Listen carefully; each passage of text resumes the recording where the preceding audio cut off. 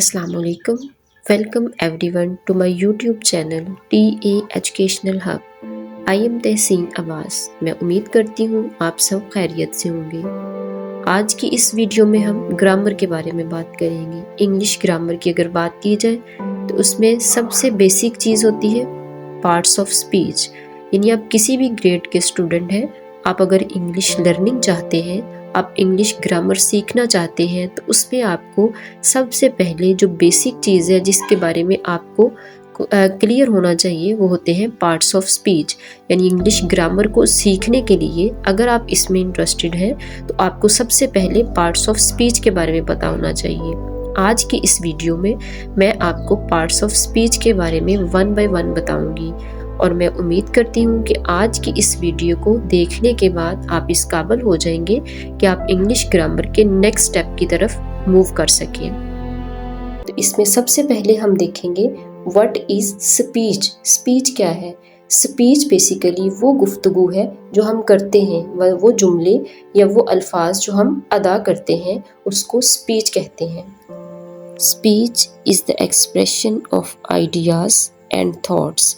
यानी स्पीच जो है ये हमारे ख़यालात का इजहार है, गुफ्तगू हमारे ख़यालात का इजहार है। उसके लिए हम जो अल्फाज इस्तेमाल करते हैं उन अल्फाज को मुख्तलिफ़ कैटेगरीज़ में तकसीम किया गया है, तो उन कैटेगरीज़ को पार्ट्स ऑफ स्पीच कहते हैं। बेसिकली इंग्लिश ग्रामर में 8 पार्ट्स ऑफ स्पीच हैं। यानी हम जो गुफ्तगू करते हैं, हम जो अल्फाज अदा करते हैं, इस एक जुमले के अंदर मुख्तलिफ लफ्ज़ होते हैं, वो मुख्तलिफ कैटेगरीज से ताल्लुक़ रखते हैं। मतलब अगर हम एक फ़िक्रा बोलते हैं the students are reading their books, इसमें स्टूडेंट एक अलग कैटेगरी का लफ्ज़ है, बुक्स एक अलग है, देयर अलग है, रीडिंग अलग है। तो ये सब अल्फाज जो है डिफरेंट स्पीच के डिफरेंट पार्ट्स हैं, डिफरेंट कैटेगरीज हैं। आज इन्हीं को हम वन बाय वन पढ़ेंगे। तो इसमें सबसे पहले हमारे पास आता है noun. A noun is the naming word, यानी किसी भी person, place, thing, animal, bird, किसी भी चीज़ का जो नेम है उसको नाउन कहते हैं। नेम और नाउन दोनों एन से स्टार्ट होते हैं।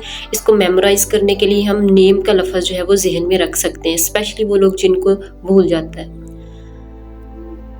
इस फिक्रे में सना इज़ गोइंग टू स्कूल, सना और स्कूल दोनों नाउन है। सना एक पर्सन का नाम है, स्कूल एक जगह का नाम है। किसी भी person, place, thing, animal, bird, किसी भी चीज़ का जो उसको नेम अलॉट किया जाता है उसको नाउन कहते हैं। नाउन के बाद सेकंड पार्ट्स ऑफ स्पीच में हमारे पास आता है pronoun. A pronoun is used in place of noun, यानी प्रोनाउन जो है उस लफ्ज़ को कहते हैं जो नाउन की जगह इस्तेमाल करता है। जैसे हम अली के बारे में अगर बात करें तो हम हर दफ़ा फ़िक्रे में अली का नाम रिपीट नहीं करेंगे, बल्कि अली की जगह हम ही यूज़ करेंगे। He, she, it, I, we, you और दे जो है ये प्रोनाउन है। आर यू अंडरस्टैंडिंग मी, इस फ़िक्रे में यू जो है ये प्रोनाउन है। तो प्रोनाउन का फंक्शन असल में नाउन की रेपिटेशन से अवॉइड करना है, यानी बार बार नाम लेने की बजाय उसकी जगह हम प्रोनाउन इस्तेमाल करते हैं, क्योंकि हर दफ़ा अगर हम हर फ़िक्रे में पर्सन का नाम लें तो इम्बैलेंस हो जाता है फ़िक्रा। Next third parts of speech में हमारे पास आता है वर्ब। अब verb is the word that shows action, यानी वर्ब जो है ये एक्शन को और स्टेट ऑफ बीइंग को जाहिर करता है। एक्शन मीन हमारा जो काम है, लाइक रन, जंप, थिंक, और स्टेट ऑफ बीइंग का मतलब है जैसे मैं कहूँ आई एम अ टीचर, तो इसमें एम जो है ये मेरी स्टेट ऑफ बीइंग को जाहिर कर रहा है। जैसे ही स्किप्ड द क्लास, इसमें स्किप्ड जो है ये वर्ब है, मतलब वर्ब जो है ये फेल को, इंसान के एक्शन को जाहिर करता है, उसके काम को शो करता है कि वो काम क्या काम कर रहा है। और स्टेट ऑफ बीइंग को, स्टेट ऑफ बीइंग में इज, एम, आर, वाज, वर, इनको हेल्पिंग वर्ब भी कहा जाता है और लिंकिंग वर्ब भी, और ये वर्ब की मजीद आगे एक्सप्लेनेशन है। पार्ट्स ऑफ स्पीच में नेक्स्ट हमारे पास आता है एडवर्ब। एडवर्ब जैसे नाम से ही जाहिर होता है, वर्ब में कुछ ऐड कर देना, यानी वर्ब के मीनिंग को बढ़ा देना। ये मुख्तलिफ तरीक़ों से होता है, मैनर से भी होता है, टाइम होता है, प्लेस होता है, फ्रीक्वेंसी होता है, यानी वर्ब के किसी एक कैटेगरी को बढ़ा देना, उसके किसी फंक्शन को प्रमोट कर देना जो है ये एडवर्ब कहलाता है। जैसे अगर हम कहें शी राइट्स नीटली, अब इसमें राइट जो है ये वर्ब है और नीटली इसी को प्रमोट कर रहा है, वो लिखती है साफ सुथरा, लिखने के मानी को बढ़ा दिया गया है। तो इस फिक्रे में नीटली जो है ये एडवर्ब है। एडवर्ब का फंक्शन होता है वर्ब के मीनिंग को बढ़ा देना, प्रमोट कर देना, उसको मजीद डिस्क्राइब कर देना। वर्ब के बाद नेक्स्ट है एडजेक्टिव। सबसे पहले मैं थोड़ी सी आपकी ये क्लियर कर दूं कि ये लफ्ज़ जो इसको एडजेक्टिव नहीं बल्कि एडजेक्टिव बोला जाता है। एडजेक्टिव होता है किसी नाउन या प्रोनाउन को मजीद डिस्क्राइब करना कि वो किस तरह का है, कितने हैं, कहाँ पे हैं, यानी उसी को मजीद उसके एक्सप्लेन कर देना, उसके बारे में बताना जो है वो एडवर्ब होता है। इसको सिफ्त भी कहते हैं, यानी किसी पॉजिटिव या नेगेटिव किसी तरह भी उसको मजीद बताना। Ali is a good boy, इसमें अली नाउन है और गुड जो है ये अली को प्रमोट कर रहा है, अली की क्वालिटी बता रहा है। तो वो लफ्ज़ जो किसी चीज़ की, किसी नाउन की क्वालिटी, साइज़ या तादाद को बताए उसको एडजेक्टिव कहते हैं। नेक्स्ट पार्ट्स ऑफ स्पीच में हमारे पास आता है प्रेपोजिशन। प्रेपोजिशन का फंक्शन जो होता है वो एक नाउन का या एक प्रोनाउन का दूसरे नाउन या प्रोनाउन के साथ रिलेशन बताना होता है। जैसे सिंपली अगर हम कहें the book is on the table, इसमें बुक और टेबल दोनों नाउन है।